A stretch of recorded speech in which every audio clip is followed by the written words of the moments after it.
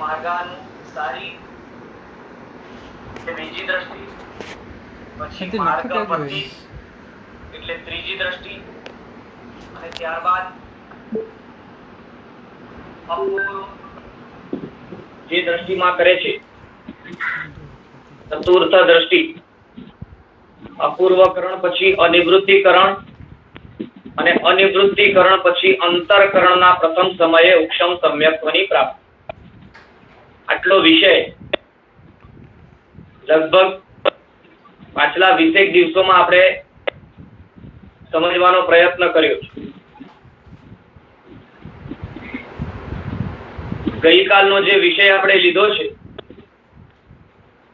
તે જ વિષયના સંદર્ભમાં, ચોથા ગુણસ્થાનકના સંદર્ભમાં અને બીજા પણ હજી બીજા અને ત્રીજા આદિ ગુણસ્થાનકોના વિષયમાં જે આપણે વાત કરી તેનો જ વિષય કન્ટિન્યુ કરતા શાસ્ત્રોમાં 6 પ્રકારના જુદા જુદા જે સમ્યક્ત્વ બતાવવામાં આવ્યા છે તે જુદા જુદા સમ્યક્ત્વના વિષયમાં આપણે થોડુંક જાણવાનો પ્રયત્ન કરશું. ગઈકાલે આપણે ઉપશમ સમ્યક્ત્વની, ક્ષયોક્ષમિક સમ્યક્ત્વની વાત કરી. આજે પહેલા 2 નંબરના સમ્યક્ત્વ અહીં આપણે લખેલા છે, ઉપશમ સમ્યક્ત્વ અને ક્ષયોક્ષમિક, તે બંનેની આપણે વાત કરી હતી. પણ ફરી એક વખત તે વિષયને આપણે થોડુંક ધ્યાનથી જોઈ લઈશું, અને સાથે સાથે આગળ બીજા પણ જે લખેલા છે સમ્યક્ત્વના બીજા ભેદો, તેના વિષયમાં પણ આપણે સમજવાનો પ્રયત્ન અવશ્ય કરશું. તો પ્રથમ નંબરમાં ઉપશમ સમ્યક્ત્વ જે છે તેના વિષયમાં વાત કરતા ગઈકાલે આપણે ચર્ચા કરી. હવે હું આ બધું કાઢી નાખું છું બોર્ડ ઉપરથી. એક એક સમ્યક્ત્વના વિષયમાં સમજાવતા તેનું નામ લખતા જ.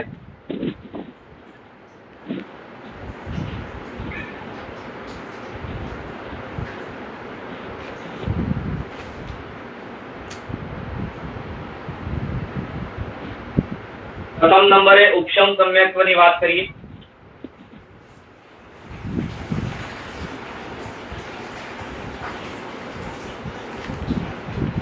જે જીવ આત્મામાં રહેલા મિથ્યાત્વને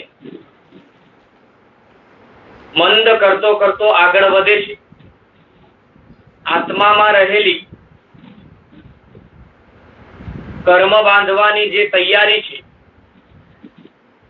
જેને શાસ્ત્રોક્ત ભાષામાં આપણે ભાવ મલ કહીએ છીએ, તે આત્મામાં રહેલી કર્મોને બાંધવાની તૈયારીમાં હ્રાસ કરતો કરતો એટલે ઘટાડો કરતો કરતો જીવ આગળ વધે છે, અને મિથ્યાત્વ ગુણસ્થાનક ઉપરથી ઉપશમ સમ્યક્ત્વની પ્રાપ્તિ કરતા ચોથે ગુણસ્થાનકે જમ્પ કરે છે. એક વસ્તુ બરાબર આપણને અહીં સમજવાની છે, ગુણસ્થાનકની અપેક્ષાએ આપણે જમ્પની જે વાત કરીએ છીએ તે દ્રષ્ટિમાં શક્ય નથી. દરેક જીવ જે જીવનમાં સમ્યક્ત્વ પામે છે તે પ્રથમ ગુણસ્થાનકેથી ચોથે ગુણસ્થાનકે જ આવે છે. બીજા અને ત્રીજા ગુણસ્થાનકને ફર્સ્ટ ટાઈમ તે સાઇડ ટ્રેક કરે છે. પણ એનો અર્થ એ નથી કે દ્રષ્ટિઓમાં પણ આ રીતે તે જમ્પ કરી શકે. બિલકુલ નહીં. દ્રષ્ટિ એને ક્રમસર જ કેળવવાની છે. પછી તે કોઈ પણ જીવ હોય, સામાન્ય જીવ હોય કે તીર્થંકરનો જીવ હોય કે કોઈ પણ જીવ, તેને ક્રમસર દ્રષ્ટિને પ્રાપ્ત કરતા કરતા જ આગળ વધવાનું રહેશે. તો 4 દ્રષ્ટિઓને ક્રમસર પ્રાપ્ત કરતા મિથ્યાત્વ મોહનીય કર્મને મંદ કરતા કરતા અપૂર્વકરણ કરી, અનિવૃત્તિકરણ કરી અને અંતરકરણમાં પ્રવેશ કરતાની સાથે જીવ ઉપશમ સમ્યક્ત્વ પામે. તે આપણે ગયા 2 ક્લાસની અંદર વાત કરી છે. ઉપશમ સમ્યક્ત્વના અમુક મુખ્ય મુદ્દાઓ હું બોલતો જાઉં છું અને સાથે લખતો પણ જાઉં છું. તો ખાસ કરીને બધા વિશેષ પ્રકારે તેને સમજવાનો પ્રયત્ન કરજો. સંકિત પામવા માટે અટકાવનારા કર્મો જે છે તે ટોટલ કર્મોની 7 પ્રકૃતિઓ છે. મોહનીય કર્મ જ છે, અને એ મોહનીય કર્મની અંદર રહેલી જુદી જુદી જે પ્રકૃતિઓ છે, જુદા જુદા જે ભેદ છે, તેમાંથી 7 પ્રકૃતિઓ એવી છે કે જે જીવને સમ્યક્ત્વ પામતા અટકાવે છે. એમાં પણ મુખ્ય 5 પ્રકૃતિઓ એવી છે કે જે ખરેખર જીવને સમ્યક્ત્વ પામતા અટકાવે. ઉપશમ સમ્યક્ત્વની અંદર અનંતાનુબંધી 4 કષાય તથા મિથ્યાત્વ મોહનીય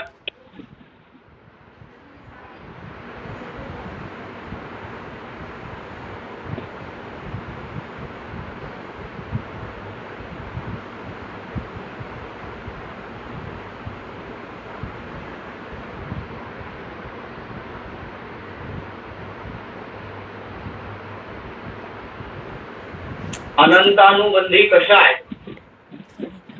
પ્લસ મિથ્યાત્વ મોહન.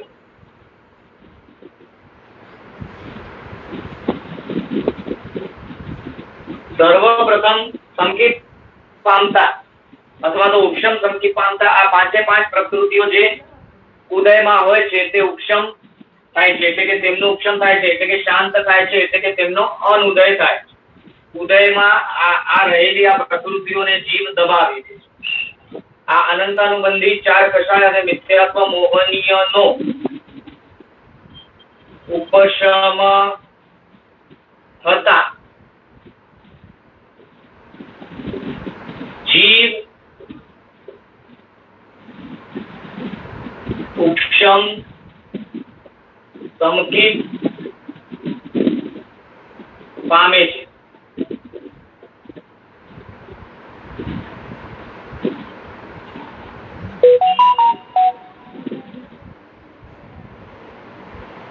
ઉપશમ સંકેતનું કાળ કેટલું છે તો કે જગન્ય એટલે કે ઓછામાં ઓછું અને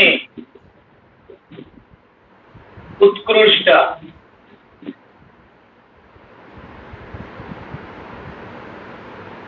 કાળ કેટલો અંતર મુહૂર્ત છે.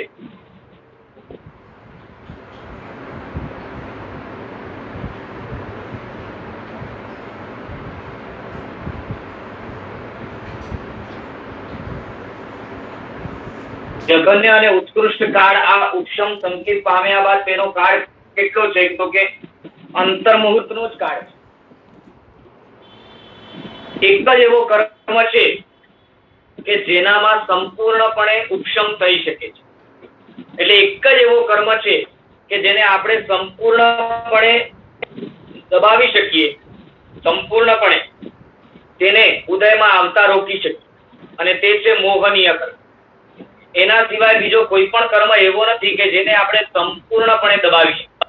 દાખલા તરીકે જ્ઞાનાવરણીય કર્મનો ઉદય આપણા બધાને હમણાં ચાલી રહ્યો છે, તો જ્ઞાનાવરણીય આદિ કર્મોમાં એવી શક્યતા નથી કે થોડીક વાર માટે એટલે કે અંતર મુહૂર્ત માટે જ્ઞાનાવરણીય કર્મ સંપૂર્ણપણે દબાવી શકાય. જો એવું થાય કે જ્ઞાનાવરણીય દર્શનાવરણીય આદિ કર્મોને અંતર મુહૂર્ત માટે આપણે દબાવી દઈએ તો અંતર મુહૂર્ત માટે આપણને કેવળ જ્ઞાન થઈ જાય, પણ તેવું નથી થતું. કેમ કે જ્ઞાનાવરણીય દર્શનાવરણીય અંતરાય આદિ કર્મોને સંપૂર્ણપણે ઉપશમાવી શકાય તેવી શક્યતા નથી. માત્ર એક જ મોહનીય કર્મ છે કે જેને સંપૂર્ણપણે આપણે ઉદયથી બાકાત કરી શકીએ છીએ, સંપૂર્ણપણે તેનો ઉદય રોકી શકીએ છીએ. તો માટે જીવ પોતે ઉપશમ સંકેત પામે છે ત્યારે કરે છે શું તો કે આ મિથ્યાત્વ મોહનીય કર્મ અને અનંતાનુબંધી 4 કષાય કે જે ચારિત્ર મોહનીયનો વિભાગ છે, તે બંને પ્રકારના મોહનીય કર્મને અંતર મુહૂર્ત માટે તે સંપૂર્ણપણે દબાવે છે, અને એના કારણે એના અંદરમાં રહેલા સંકેતનો એને બોધ થાય છે, એટલે પ્રગટ થાય છે. એનું ઉપશમ સંકેત જે છે એ પ્રગટ થાય. ઉપશમ નામ જ એટલા માટે આપ્યું છે કેમ કે એ સંકેત એને પ્રાપ્ત જ કઈ રીતે થયું તો કે મિથ્યાત્વ મોહનીય અને અનંતાનુબંધીને ઉપશમ આપવાથી એને આ સંકેત પ્રાપ્ત થયું છે. એનું કાળ કેટલું છે? માત્ર અંતર મુહૂર્ત જ છે. એટલે અંતર મુહૂર્તની અંદર આ સમ્યક્ત્વ વધારે રહી શકે તેવી શક્યતા નથી. પણ એક વિશેષ ફાયદો આપણને શું થાય છે, તો ગઈકાલે આપણે જોયું હતું કે જીવ જેવો ઉપશમ સમ્યક્ત્વ પામે કે તરત જ સ્ટોકમાં રહેલો જે મિથ્યાત્વ મોહનીય કર્મ છે તે કર્મ 3 પુંજમાં ડિવાઈડ થાય છે. મિથ્યાત્વ મોહનીય, મિશ્ર મોહનીય અને સંકિત મોહનીય એવા 3 પુંજમાં તે ડિવાઈડ થાય છે. એટલે હજી સુધી પ્રથમ વખત જીવ સમ્યક્ત્વ પામે એનાથી પહેલા એના આત્મા ઉપર એટલે કે સત્તામાં 5 જ કર્મો હતા. અનંતાનુબંધિત 4 કષાય અને મિથ્યાત્વ મોહ, આ 5 જ હતા. હવે ઉપશમ સમ્યક્ત્વ પામ્યો ને, હવે એના આત્મા ઉપર 7 કર્મોની સત્તા થઈ ગઈ. મિશ્ર મોહની અને સંકિત મોહની બે વધી ગયા. આ છે ઉપશમ સમ્યક્ત્વ. હવે આપણે ક્ષયોક્ષમિક સમ્યક્ત્વને સમજવાનો પ્રયત્ન કરીએ. જો કે ઉપશમ સમ્યક્ત્વમાં હજી ઘણું બધું જાણવા જેવું છે, પણ એ પણ આપણે અવસરે આગળ જતા જાણતા છે.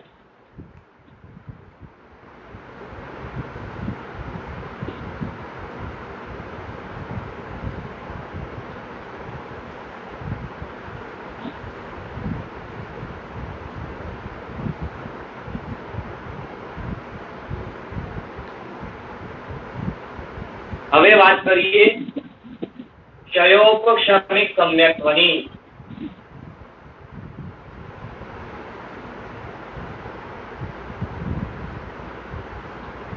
ક્ષયોપક્ષમિક અહીંયા રોલ પ્લે કરે છે 7 કર્મોમાંથીનો એક કર્મ. 7 કર્મોમાંથી એટલે મોહનીય કર્મની 7 પ્રકૃતિઓમાંથી એક પ્રકૃતિ. આપણે હમણાં જ જાણી ઉપશમ સમ્યક્ત્વની પ્રાપ્તિ થતા આત્મા ઉપર 7 કર્મોની સત્તા થઈ જાય છે. અનંતાનુબંધી ક્રોધ, અનંતાનુબંધી માન, અનંતાનુબંધી માયા, અનંતાનુબંધી લોભ. આ 4 કષાય અનંતાનુબંધી અને સાથે સાથે મિથ્યાત્વ મોહનીય, મિશ્ર મોહનીય અને સંકિત મોહનીય. આ ટોટલ 7 કર્મો, તેની સત્તા હવે આત્મા ઉપર આવી ગઈ. ઉપશમ સમ્યક્ત્વની હાજરીમાં આમાંથી કોઈનો પણ ઉદય નથી, બધા દબાયેલા. આ 4 એ 4 અને આ 3 એ 3 બધા દબાયેલા. ઉદય કોઈનો નથી. પણ ઉપશમ સંકિતનો અંતર્મુહૂર્તનો કાળ પૂર્ણ થતાની સાથે, ઉપશમ સંકિતનો અંતર્મુહૂર્તનો કાળ પૂર્ણ થતાની સાથે જો સંકિત મોહનીયનો ઉદય આવે તો જીવ ક્ષયોક્ષમિક સમ્યક્ત્વ પામે છે. એટલે હવે સમજવાનું શું છે, 1 2 3 4 5 6 આ 6 એ 6 કર્મને છોડી ખાલી એક સમ્યક્ત્વ મોહનીય જ ઉદયમાં. સમ્યક્ત્વ મોહનીય ઉદયમાં છે એટલે તે કર્મનો ઉદય થઈ રહ્યો છે અને ઉદયમાં આવતા એ કર્મને ભોગવી અને જીવ તેનો ક્ષય કરી રહ્યો છે. સંકિત મોહનીય ઉદયમાં આવી રહ્યું છે અને તેને ભોગવીને જીવ તેનો ક્ષય કરે. આ સંકિત મોહનીયનું કામ શું છે તો સમજાવે છે કે સંકિત મોહનીય કર્મ એવો છે ને કે જે સમ્યક્ત્વમાં અંશથી શંકા આદિ પેદા કરાવવાનું કામ. એટલે સંકિત મોહનીય એ વિવેકને, સંકિતને મલિન કરે, સંકિતને જવા ન દે. સંપૂર્ણ સંકિત આના કારણે જાય તેવું નથી. સંકિત અકબંધ રહે પણ તે મલિન બને, કેમ કે હજી સંકિત મોહનીયનો ઉદય વર્તી રહ્યો છે. તો સંકિત મોહનીયનો વિપાકોદય. વિપાકોદય એટલે શું તો કે તે ઉદયમાં આવીને પોતાનું ફળ બતાવી રહ્યું છે, શંકા આદિ પેદા કરાવી રહ્યો છે કે એ ફળ બતાવી રહ્યો છે, તેને કહેવાય વિપાક. અને બાકી 6 પ્રકૃતિઓનો પ્રદેશોદય હોવા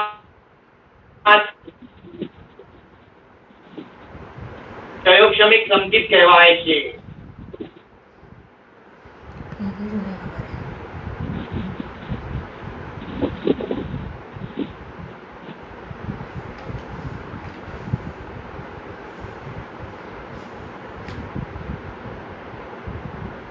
હવે પ્રદેશોદય એટલે શું તો સમજવાનું, આ જે બે કર્મો છે મિથ્યાત્વ મોહનીય અને મિશ્ર મોહન, આમનો પોતાનો વાસ્તવિક રીતે ઉદય નથી. એટલે આ બંને કર્મો ફળ બતાવે તે પ્રકારે ઉદયમાં નથી, પણ બંને કર્મો સંકિત મોહનીયમાં કન્વર્ટ થઈને ઉદયમાં આવી ગયા. આ બંને કર્મોના દલીકો જે છે મિથ્યાત્વ મોહનીય કન્વર્ટ થાય મિશ્ર મોહનીયમાં અને મિશ્ર મોહનીય કન્વર્ટ થાય સંકિત મોહનીય.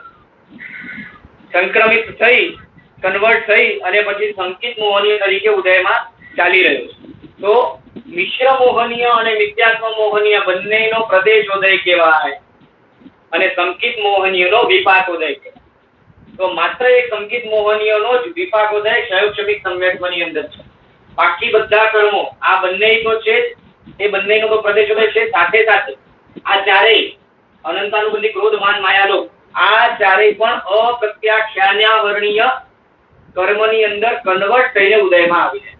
એટલે અપ્રત્યાખ્યાનાવરણીય તરીકે સંક્રમિત થઈને તેઓ ઉદયમાં આવી રહ્યા છે. પોતે અનંતાનુબંધી તરીકે ઉદયમાં આવી શકતા નથી. તો એને કહેવાય પ્રદેશોદય. તો માત્ર એક સંકિત મોહનીયનો વિપાકોદય અને બાકી 6 પ્રકૃતિઓનો પ્રદેશોદય હોવાથી ખાલી સંકિત મોહનીયનો વિપાકોદય અને બાકી 6 પ્રકૃતિઓનો પ્રદેશોદય હોવાથી જે સંકિત ટકી રહે તેને ક્ષયોક્ષમિક સંકિત કહેવાય છે. આમાં સમ્યક્ત મોહનીયનો ઉદય આવીને ક્ષય થઈ રહ્યું છે, કર્મોનું ઉપશમ છે અથવા તો પ્રદેશોદય છે. ઉપશમ કયો કે પ્રદેશોદય કયો બંને ચાલે, માટે એનું નામ છે ક્ષયોપક્ષમિક. ક્ષય કોનું? સંકિત મોહનીયનું ઉદયમાં આવે છે અને ક્ષય પામે છે. અને ઉપશમ કોનું? તો બાકી કર્મોનો ઉપશમ. બરાબર છે. આ રીતે ક્ષયોપક્ષમિક સમ્યક્ત્વ સમજાવ્યું છે. આ ક્ષયોપક્ષમિક સમ્યક્ત્વનો કાળ કેટલો છે તો કે છે 66 સાગરોપમ સાધિક. આ ઉત્કૃષ્ટ કાળ બતાવે.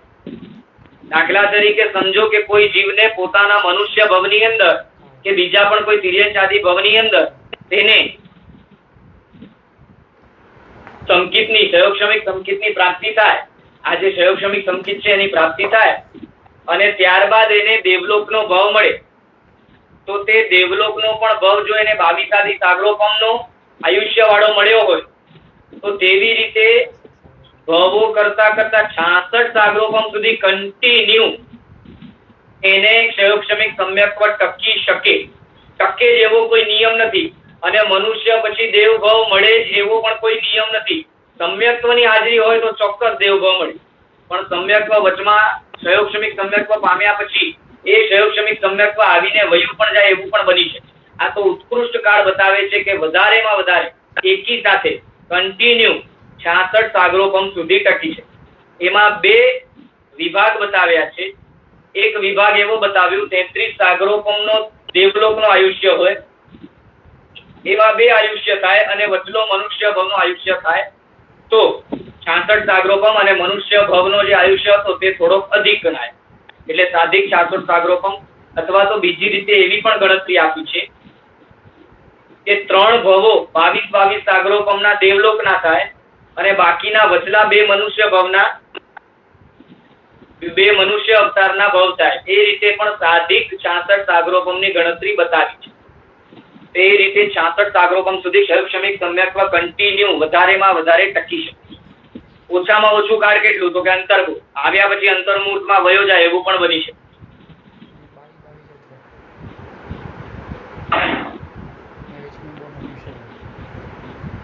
હવે આપણે વાત કરીએ શાયિક સંકિતની.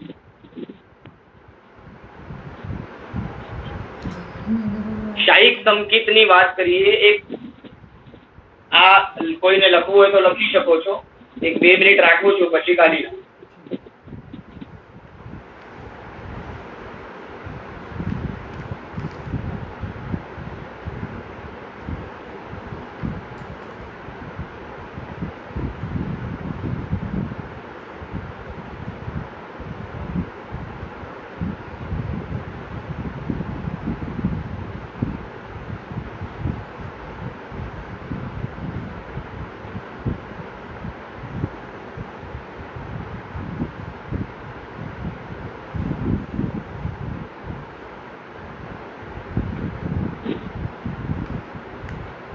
હવે આપણે વાત કરીએ શાયિક સંકિત.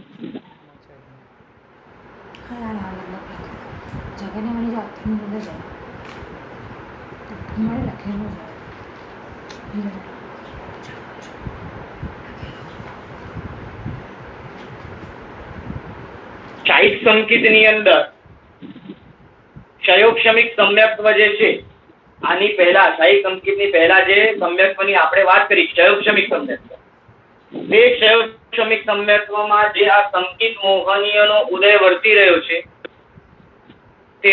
તેનો ઉદય થતા આ બંને કર્મો, મિથ્યાત્વ મોહનીય અને મિશ્ર મોહનીય બંને કર્મો સંક્રમિત થતા બધા જ સંકિત મોહનીયમાં સંક્રમિત થઈ ગયા. અને હવે કોઈ પણ મિથ્યાત્વ મોહનીય કે મિશ્ર મોહનીયનો કર્મ આત્મા ઉપર નથી. માત્ર સંકિત મોહનીયનો જ કર્મ હવે આત્મા ઉપર ચોંટેલો છે અને ઉદયમાં આવી રહ્યો છે. તે જ રીતે અનંતાનુબંધી ક્રોધમાન માયાલોક પણ સંપૂર્ણપણે અપ્રત્યાખ્યાનીમાં કન્વર્ટ થઈ ગયા છે. હવે એક પણ કર્મ, આ ચારેયમાંથી કોઈ પણ કર્મ આત્મા ઉપર ચોંટેલો નથી. તો એ સમયે આ સંકિત મોહનીયનો ઉદય જે વર્તી રહ્યો છે, તે ઉદય વર્તતો પણ સંપૂર્ણપણે જ્યારે ખતમ થાય, એટલે સંકિત મોહનીય કર્મ પણ જે આત્મા ઉપર ચોંટેલો છે, તે ઉદયમાં આવીને સંપૂર્ણપણે ખલાસ થઈ ગયા. તો આ 4 અને આ 2 તો એમે ખલાસ થઈ ગયા. હવે મારી આની આ પણ ખલાસ થઈ ગયો. તો 7 કર્મો સંપૂર્ણપણે જ્યારે આત્મા ઉપરથી ક્ષય પામે, સત્તામાં પણ નહીં, બંધમાં પણ નહીં, ઉદયમાં પણ નહીં, ઉદીર્ણમાં પણ નહીં, ક્યાંય નહીં, ત્યારે જીવને શાયિક સમ્યક્ત્વની પ્રાપ્તિ થાય છે. અને આ 7 કર્મોને ઇન ટોટલ ગણીને આપણે દર્શન સપ્તક તરીકે ઓળખીએ છીએ. શું કહેવાય? દર્શન સપ્તક.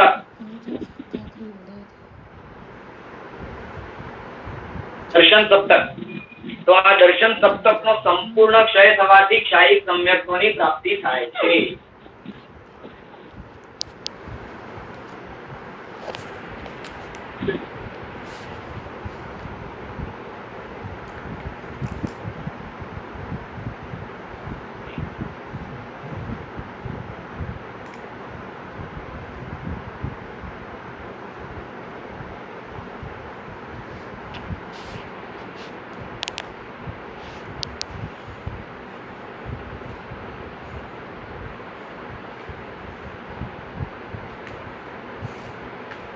દર્શન સપ્તકનો સંપૂર્ણ ક્ષય થવાથી શાયિક સંકિતની પ્રાપ્તિ થાય છે.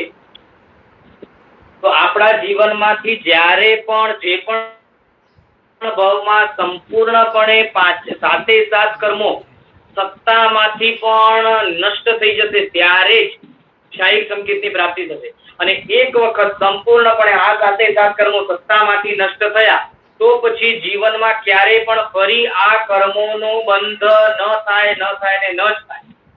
એટલે અનંત અનુબંધી કષાયોનો, મિથ્યાત્વ મોહનીયનો કોઈ પણ અપેક્ષાએ હવે જીવનમાં ક્યારેય બંધ થશે નહીં.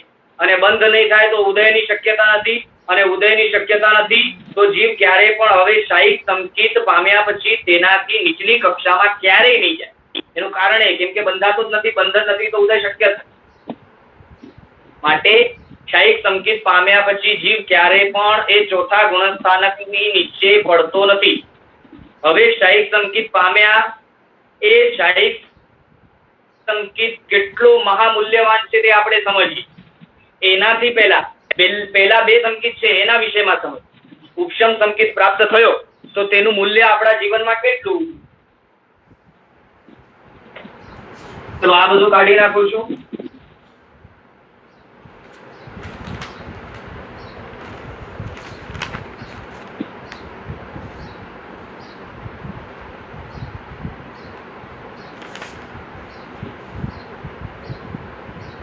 શાસ્ત્રકાર ભગવંતો કહે છે જે જીવ મૂળથી જૈન દર્શન પામ્યો હોય, જે જીવ મૂળથી જૈન દર્શન પામ્યો હોય ને એ જ ભાવમાં તે બોધિ બીજને પામે તો ત્યાંથી જ તેનો અર્ધ પૂતગલ પરાવર્તનનો કાળ ગણાય છે. અને મૂળથી જૈન દર્શન ન પામ્યો હોય અને બોધિ બીજ પામે તો એક પૂતગલ પરાવર્તન કાળ સંસારનો ગણાય. બોર્ડ ઉપર લખું છું, જે જીવ ઉપશમ સંકેત પામે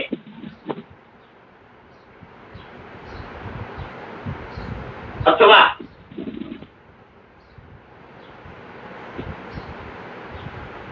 બોધિ બીજ પામે તેનો સંસાર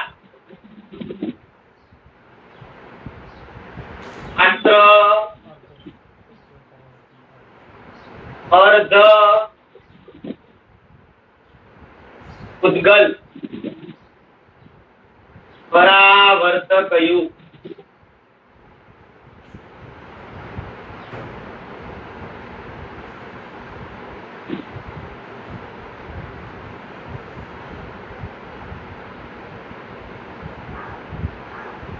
એટલે બોધિ બીજ અથવા તો ઉપશમ સમ્યક્ત્વ એ બંને આપણા જીવનમાં સૌથી મહત્વનું રોલ પ્લે કરે છે. કેમ કે જ્યાં સુધી જીવ ઉપશમ સમ્યક્ત્વ કે બોધિ બીજ પામતો નથી ત્યાં સુધી તેનો સંસાર કપાતો નથી. અને એક વખત જો જીવ ઉપશમ સમ્યક્ત્વ કે બોધિ બીજ પામી ગયો તો હવે તેને શાસ્ત્રકાર ભગવંતો સંસારનો મહેમાન છે એ પ્રમાણે વિશેષણ આપે. હવે તે જીવ સંસારનો મહેમાન છે કેમ કે અર્ધપૂતગલ પરાવર્તનની અંદર તેનો મોક્ષ થશે. મહત્વની વાત, હવે અર્ધપૂતગલ પરાવર્તન જે સંસાર બતાવ્યું તે પણ કેવા જીવો માટે?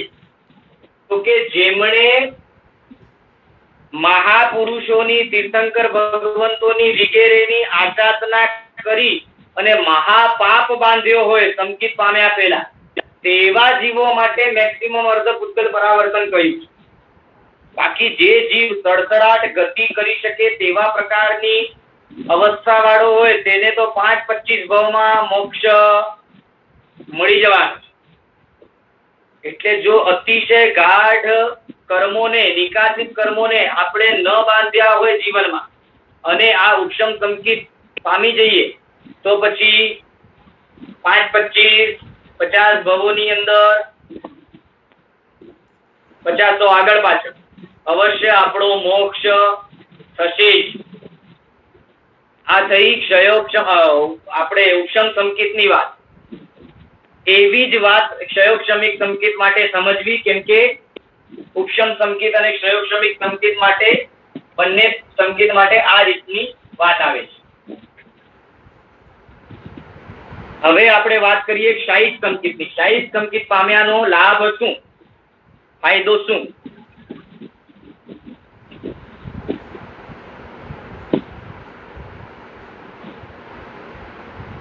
ક્ષાયિક સંકેત પામ્યાનો ફાયદો શું? તો કહે છે જે જીવ ક્ષાયિક સંકેત પામે, જે જીવ ક્ષાયિક સંકેત પામે એનાથી પહેલા એને કોઈ પણ પ્રકારનો આયુષ્યનો બંધ ન કર્યો. બરાબર સાંભળજો, સમજજો. જે જીવ ક્ષાયિક સંકેત પામે, તે જીવ ક્ષાયિક સંકેત પામે એનાથી પહેલા આયુષ્યનો બંધ ન થયો હોય તો તે જ ભવે તેનો મોક્ષ નક્કી. તે જ ભવે. કેમ કે ક્ષાયિક સંકેત પામવા માટે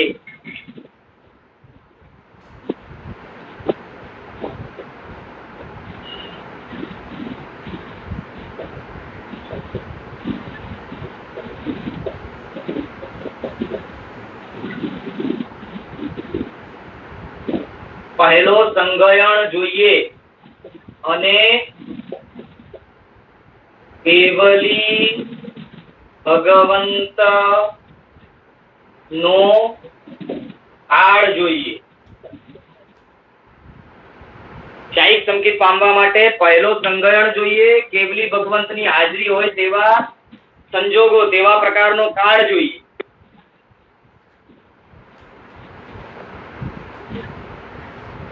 તો શાહીક સંકેત જે જીવ પામે એ જીવ એ જ ભવમાં આયુષ્ય બંધ ન કર્યું હોય તો તે જ ભવની અંદર તે મોક્ષે જાય નક્કી.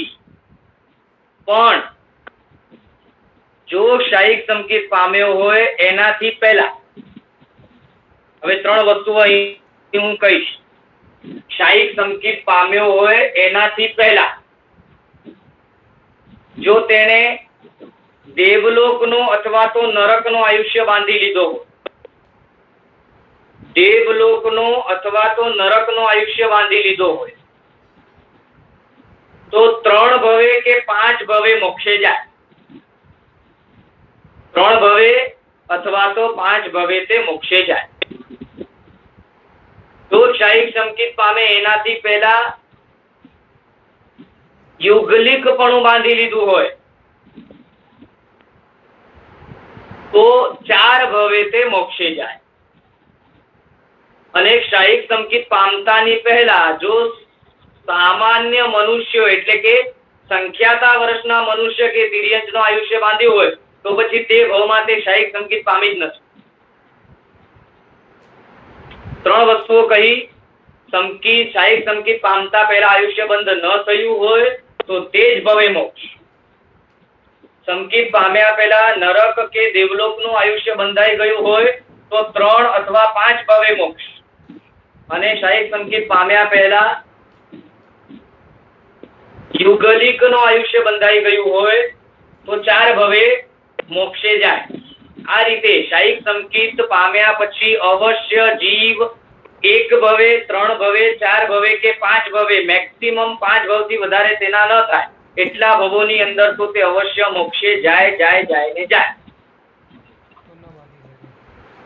હવે કહે છે ચોથા નંબરનો સંકેત જેનું નામ છે વેદક સંકેત. વેદક, આ વેદક સંકેત બીજું કશું જ નથી પણ ક્ષયોક્ષમિક સંકેત માંથી જ્યારે શાહીક સંકેત માં કન્વર્ટ થતો એટલે કે સમ્યક્ત્વ મોહનીય કર્મનો ઉદય ચાલી રહ્યો છે અને ખતમ થવા માટે આવવાનો છે. જેવું ખતમ થશે તેવું શાહીક સંકેત પામશે.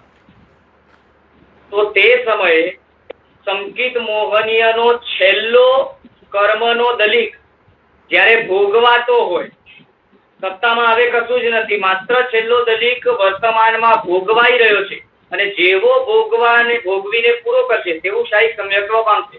તો ભોગવી રહ્યો હોય તે સમયે તેને વેદક સમ્યક્ત્વ કહેવાય. કેમ કે સત્તામાં સંકેત મોહનીય નથી તો તેને ક્ષયોક્ષમિક સંકેત કહી ન શકાય અને હજી સુધી સંપૂર્ણપણે ભોગવાઈ ગયું નથી માટે શાહીક સંકેત કહી ન શકાય. એના કારણે છેલ્લા દલિકને ભોગવતા સમયે તેને વેદક સમ્યક્ત્વ તરીકે કહ્યું છે. 5મા નંબરે છે મિશ્ર સમ્યક્ત્વ.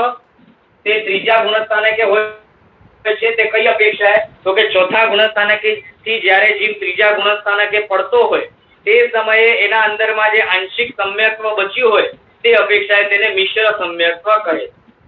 અને 6થા નંબરનું છે સાસ્વાદન સમ્યક્ત્વ.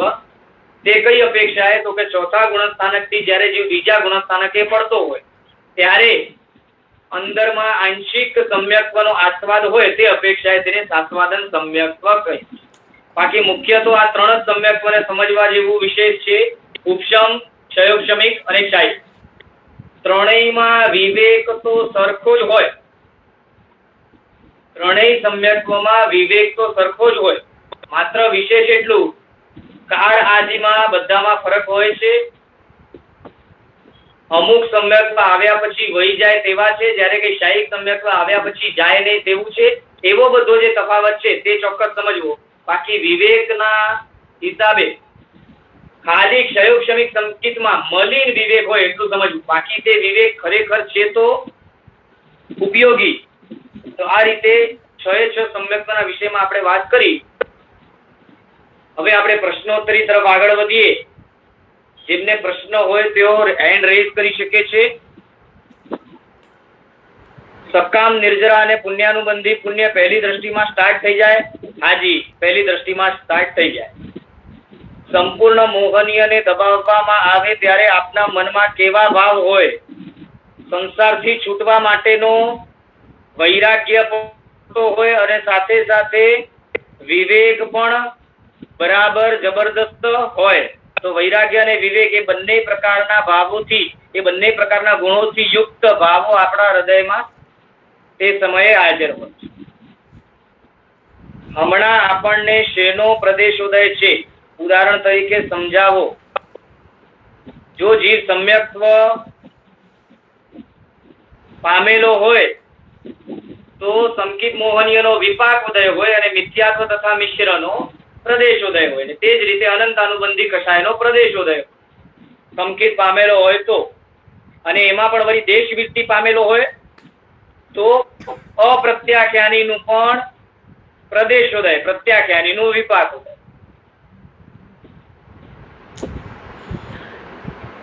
સાધિક એટલે શું? સાધિક એટલે થોડુંક અધિક.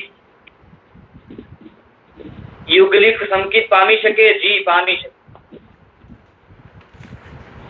જગન્ય કાલિક અંતર્મુહૂર્ત? હાજી, અંતર્મુહૂર્ત. શાહિક સમ્યક્તનો કાળ કેટલો? સાદી અનંત, આવ્યા પછી જાય જ નહીં.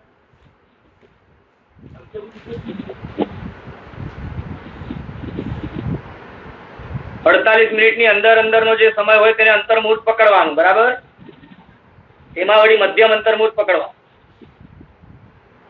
નૈસારનો જીવ કયું સંકિત પામ્યો? નૈસારનો જીવ તે સમય ઉપશમ સંકિત પામ્યો હતો અને પછીથી તે ક્ષયોક્ષમિકમાં કન્વર્ટ થયો છે.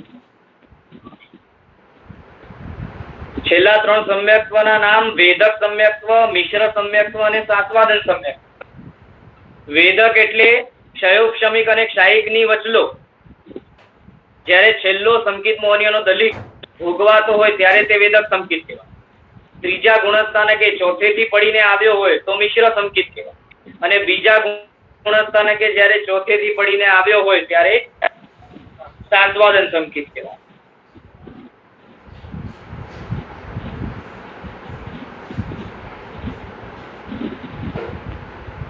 બોધિ બીજ અને ઉપશમ સંકિતની વચ્ચે ડિફરન્સ છે. આ જે ડિફરન્સ છે, બોધિ બીજ મિથ્યાત્વ દશામાં છે અને ઉપશમ સંકિત દશામાં છે. ચોથે ગુણસ્થાનકે છે. બોધિ બીજ પહેલે ગુણસ્થાનકે છે.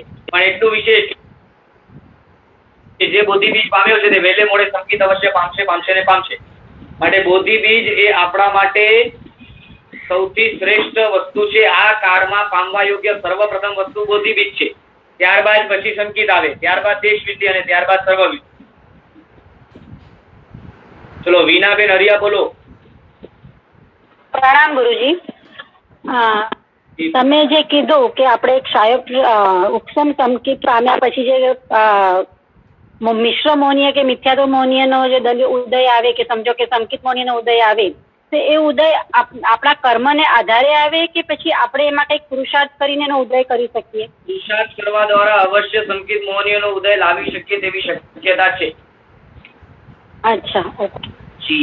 તો એમાં કેવો પુરુષાર્થ હોય? એટલે આપણા પરિણામ, મનના પરિણામમાં પરિણામો તે રીતે તટસ્થ બરાબર સ્થિર રહેવા જોઈએ. તેમાં મલિનતા ન આવી જોઈએ, પતન ન થવું જોઈએ, વિશુદ્ધપણામાં રહેવા જોઈએ. તો અવશ્ય સંકિત ટકી જાય. એટલે કે પરમાત્મા દ્વારા બતાવેલા જે નવે નવ તત્વો વિશે સંપૂર્ણપણે સમજણપૂર્વકની શ્રદ્ધા આદિ અકબંધ રહે અને સૂક્ષ્મ આદિ અકબંધ રહે તો અવશ્ય તે સંકિત ટકી જાય.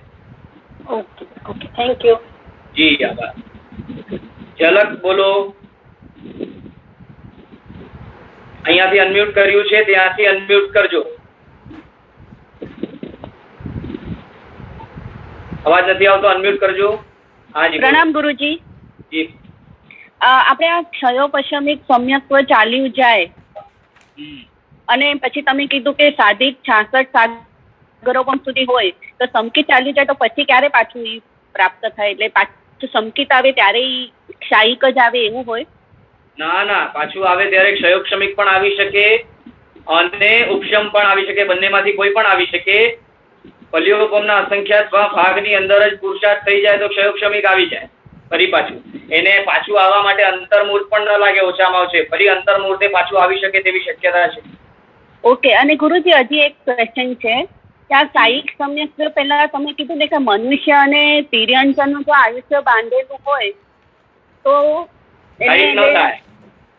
ક્ષાયિક ન થાય? ના, સમજો કે પહેલા સંગયણ આદિ પામેલો હોય, કેવલી ભગવંતની હાજરીનો કાળ હોય છતાં પણ સંકિત સાયિક પામી શકે તેવી શક્યતા હોવા છતાં પણ જો એને સંખ્યાતા વર્ષના મનુષ્ય કે તિર્યંચનો આયુષ્ય બાંધી લીધો હોય તો પછી તેને એ ભાવમાં સાયિક સંકિત ન થઈ શકે. ઓકે. પ્રણામ ગુરુ. જી આભાર. મનીષાબેન બોલો. પ્રણામ ગુરુજી. આમાં પહેલા જે બતાવ્યું કે બે સંગીતમાંથી એકમાંથી બીજામાં, બીજામાંથી ત્રીજામાં એવી રીતના કન્વર્ટ થાય છે.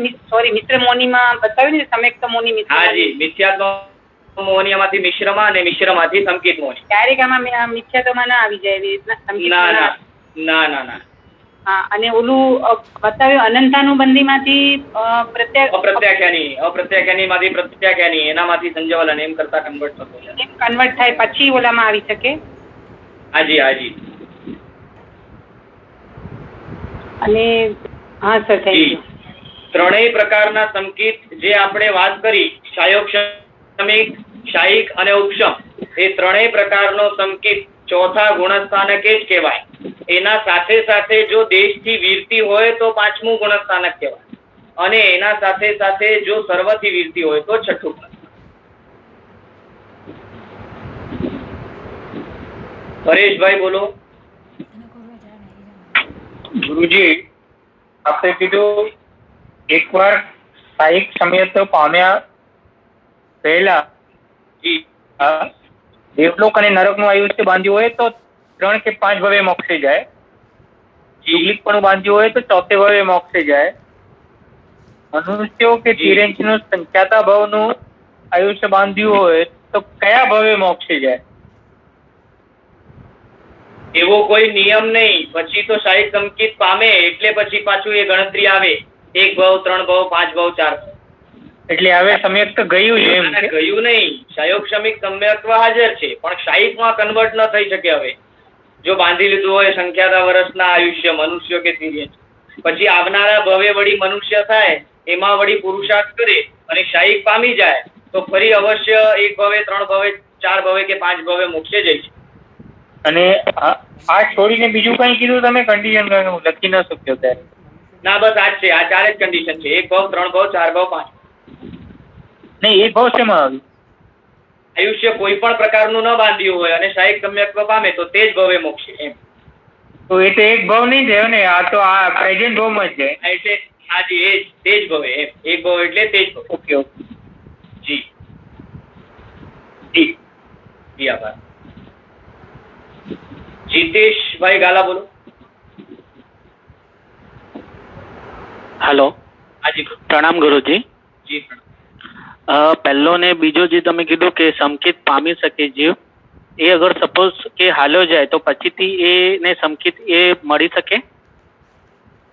શું પહેલું બીજું શું સમજો નહીં? સંકિત પામે જીવ તો પછી એ સંકિત અગર સપોઝ હાલ્યો જાય તો પાછળથી એ સંકિત? જી ચોક્કસ પામી શકે. એક વખત સંકિત જીવને સ્પર્શી ગયું ને એટલે ફરી એને સંકિત આવવાનું ને આવવાનું. તો પછી એ જીવનો મતલબ મોક્ષ નક્કી જ છે? નક્કી. યસ. Okay, thank you. હાજી આભાર. કલ્પનાબેન શાહ બોલો. પ્રણામ. જી પ્રણામ. આપણે જે કીધું ને કે જૈન કુળ મળ્યું હોય, મૂળથી જૈન ધર્મ પામ્યો હોય અને બીજ પામે તો અર્ધ પૂતગલ પરાવર્તન, અને જૈન ધર્મ ન પામ્યો હોય અને બોધિ બીજ પામે તો એટલે મૂળથી અને જૈન શાસન ન મળ્યો હોય પણ બીજા કોઈ દર્શનોનો ફોલોવર હોય અને બોધિ બીજ પામી ગયો હોય તો આગળ હજી જ્યાં સુધી સંકિત નથી પામતો ત્યાં સુધી એનો કાળ એક પૂતગલ પરાવર્તન ગણાય, અને સંકિત પામી જાય તો ફરી અર્ધ પૂતગલ પરાવર્તન ગણાય. અચ્છા. અને બીજો એક પ્રશ્ન છે કે તમે જે આ બધી કન્ડિશન કીધી એમાં એક કન્ડિશન એવી આવે છે કે 8 વર્ષથી વધારેની ઉંમર જોઈએ? જી ચોક્કસ, એ તો જોઈશે જ, કેમ કે 8 વર્ષથી આગળની ઉંમરમાં સંકેત પામી જ ન શકે સાહેબ. અચ્છા, અને આ જે બધા પ્રોસેસ છે કન્વર્ટ જે એ થવાના, ઓટોમેટિક થતો હોય. અચ્છા એ ઓટોમેટિક? આપણો પુરુષાર્થ ઉપર ધ્યાન હોય, બાકી બધું ઓટોમેટિક થતું. અચ્છા, જી હાજી. ભાવિકભાઈ બોલો. नाम नीरू भाई। જી પ્રણામ. अगर मनुष्य या तिर्यंश નું આયુષ્ય જીવ બાંધી દે તો શાયિક સંયુક્ત કિतना નહીં પ્રાપ્ત કરતો? એ ભાવમાં ન પામી શકે. જી. તો હવે અગર તમે કયું બીજું ક્વેશ્ચન છે, સંયોગ સમિક સંકેતમાં સાધિક 66 સાગરોપમ હોય અને અગર સાધિકમાં તમે કીધું સંખ્યાત વર્ષ હોય, અગર જીવ યુગલિક થઈ જાય તો પછી એમનું સમ્યક તો જતું રહેશે થોડા કાળ? ના એવું નથી, એવું નથી. તો સાધિક 66 સાગરોપમ જે કાર્ડ છે ને એમાં સાધિક જે છે ને એ આપણે એ પકડીએ છીએ. શું કહેવાય તો કે મનુષ્ય ભાવ જે છે એ મનુષ્ય ભાવ એને સંખ્યાતા વર્ષનો મળતો હોય સામાન્યથી એ પકડીએ છીએ. અને જો અસંખ્યાતા વર્ષનો મળે, દાખલા તરીકે યુગલિક નો પણ એને જો ભાવ મળે તો પણ એ ઓટોમેટિક એમાં કાઉન્ટ થઈ જાય, કેમ કે આખરે તેમાં 66 સાગરોપમ સાધિકમાં ઓટોમેટિકલી તે અવશ્ય ગણાઈ જશે, કેમ કે બહુ કઈ અધિક ન કહેવાય. ફલ્યોપમ નું સમય કહેવાય તો ફલ્યોપમ સાગરોપમ ની અપેક્ષા કઈ અધિક નથી. સામાન્યથી વધારે પડતું એ ભાવ સંખ્યાતા વર્ષના મનુષ્યનો મળતો હોય છે, એ અપેક્ષાએ આપણે વાત કરી કે ભાઈ સંખ્યાતા વર્ષ પકડવા. બરાબર. કમલાબેન ગાલા બોલો. પ્રણામ સર. જી. મારે બહુ 15-20 મિનિટનું મિસ થયું સ્ટાર્ટિંગમાં, તો કાલે જરા સ્ટાર્ટિંગ રિવિઝન થી કરાવજો આગળનું.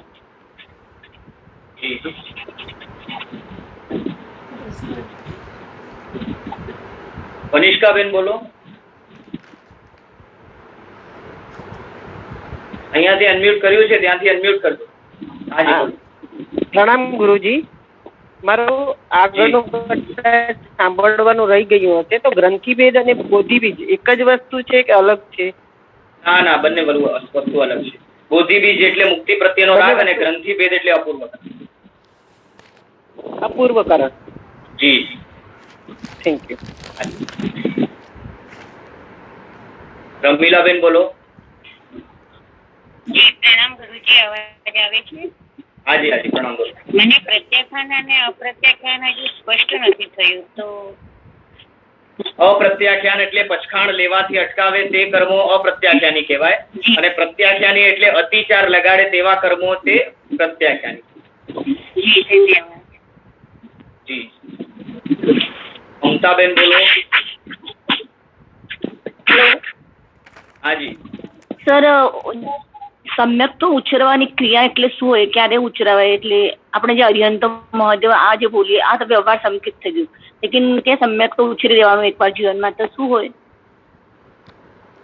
એ તો નાણ સમક્ષ આપણે દ્રવ્યથી સંકિત વ્રત આદિ ગ્રહણ કરીએ તે પરમાત્મા ચૌમુખી પરમાત્મા સમક્ષ ગુરુ ભગવંતની હાજરીમાં આપણે જયારે બધાની સાક્ષીએ સંકિત વ્રત જે છે દ્રવ્યથી આપણે ગ્રહણ કરીએ તે. જ્ઞાન સમક્ષ કરવાનું છે બધું? જી યસ. અચ્છા સર, બીજો ક્વેશ્ચન છે, નવકાર મંત્ર માટે જે કીધું 12.5 ઉપાસ કરવાના એટલે આપણને મળે છે, એટલે આ શું હોય? હજી નહીં, એ વિષયમાં મને સ્પષ્ટતા નથી.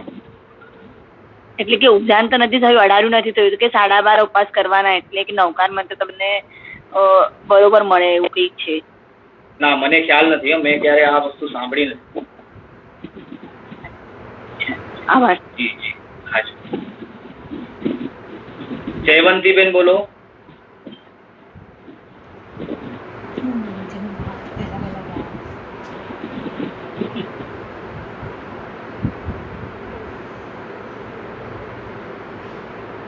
કે બોલો. પ્રણામ ગુરુજી. શાયબ શ્રમિક સમ્યક્તોમાં મલિન વિવેકો એવું કઈ હતું બોલેલા? વિવેક આંશિક મલિન હોય, કેમ કે સંકિત મોહનીય નો ઉદય છે એટલે તે અતિચાર લગાડે એમ. અચ્છા, સંકિત મોહને એનો ઉદય થી અતિચાર લગાવે. જી જી. અચ્છા, ને બીજું બોધિ બીજ અને ઉપશમ સમ્યક્ત શું ફરક કયું? બોધિ બીજ એટલે મુક્તિ પ્રત્યેનો રાગ છે.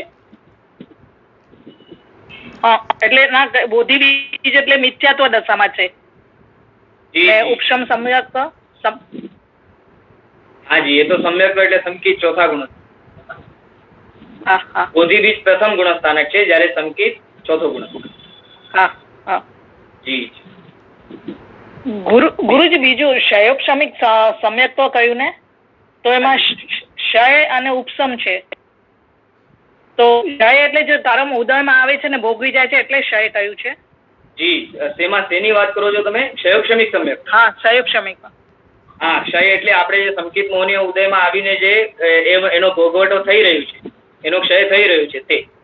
અચ્છા અચ્છા, જી. ભલે. નિર્મલાબેન ગાલા બોલો.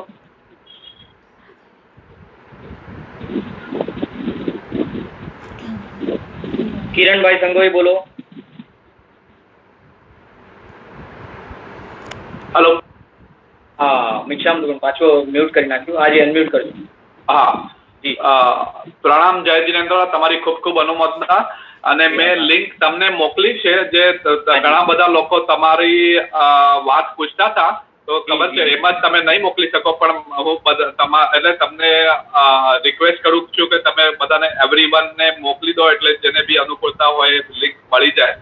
તો હા હા હા, એટલે મારે ફક્ત એમ જ કેવું હતું કે એમ જ તમે મોકલો તો કદાચ સારું ના લાગે, હું બોલું તો મોકલો તો કદાચ બધું. હા, થેન્ક યુ.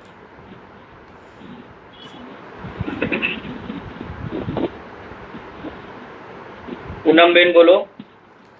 હા સર, મને ઓલું નહીં સમજાયું. તિર્યંશ કે મનુષ્યનો આયુષ્ય હોય તો રિપીટ કરો. જીવ તિર્યંશને મનુષ્યનું આયુષ્ય બાંધે ને શાયિક સમ્યક્ત્વ પછી, તો શું એ નહીં સમજાયું મને. શાયિક સમ્યક્ત્વ પછી જીવ તિર્યંશ કે મનુષ્યનું આયુષ્ય બાંધે તો શું થાય? નહીં, શાયિક સમ્યક પછી જો જીવ તિર્યંશ કે મનુષ્યનો આયુષ્ય બાંધે ને તો તે અવશ્ય યુગલિકનો જ બાંધે. એટલે શાયિક સમ્યક શાયિક સમ્યક પામ્યા પછી તો જીવ કોઈ પણ આયુષ્ય બાંધે જ નહીં. એક વખત શાયિક સમ્યક પામી ગયો તો પછી આયુષ્ય બંધવાનો સવાલ નથી આવતો, તે ભાવમાં પછી તેનો મોક્ષ થાય. પણ આયુષ્ય શાયિક સમ્યક પામ્યાની પહેલા જો યુગલિકનો આયુષ્ય બાંધ્યું હોય ને તો 4 ભવે મોક્ષ થાય. તિર્યંશનું યુગલિક તિર્યંશો પણ હોય, યુગલિક મનુષ્ય પણ હોય, પણ જો સામાન્ય મનુષ્ય કે સામાન્ય તિર્યંશનું આયુષ્ય બાંધ્યું હોય તો પછી તે જ ભાવમાં તે શાયિક સમ્યક પામી ન શકે એમ. અચ્છા, ઓકે. જી જી.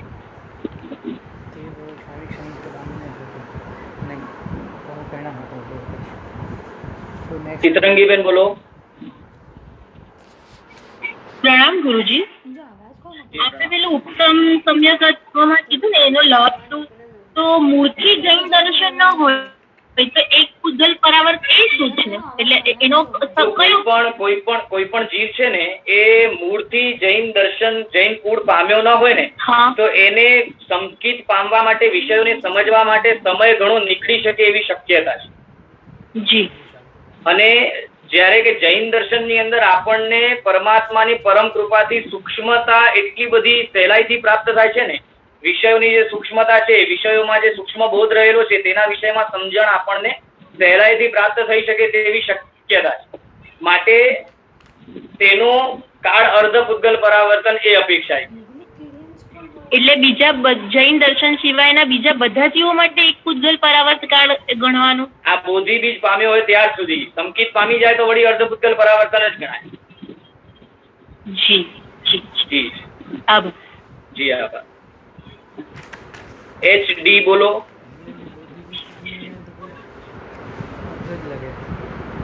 તો કોઈ ડિફરન્સ જ ના તો બોલા છે. બીતાબેન બોલો. પ્રણામ સર. જી પ્રણામ. આ વેદક કીધું, આસ્વાદન અને ત્રીજું કયું? મિશ્ર. મિશ્ર. જી પ્રણામ, થેન્ક યુ. જી આપ આઈ કોણ છે બોલો? પ્રણામ જી પ્રણામ. સર. આપણે પલ્ય મેં અહીંયા વાંચ્યું એક મનુષ્યનું આયુષ્ય ઉત્કૃષ્ટથી 3 પલ્ય એટલે કેટલું? પલ્યોપમ યુગલિક મનુષ્યનું આયુષ્ય છે ને ઉત્કૃષ્ટથી 3 પલ્યોપમ હોય. પલ્યોપમ એ સમયની ગણતરીનો માપ છે. જ્યાં અસંખ્ય વર્ષો વીતે તેને પલ્યોપમ કહેવાય. અચ્છા. જી નહીં, ખાલી પલ્ય લખેલું, મેં કીધું આ શું છે એટલે. ના પલ્યોપમ. જયશ્રીબેન દેડિયા બોલો.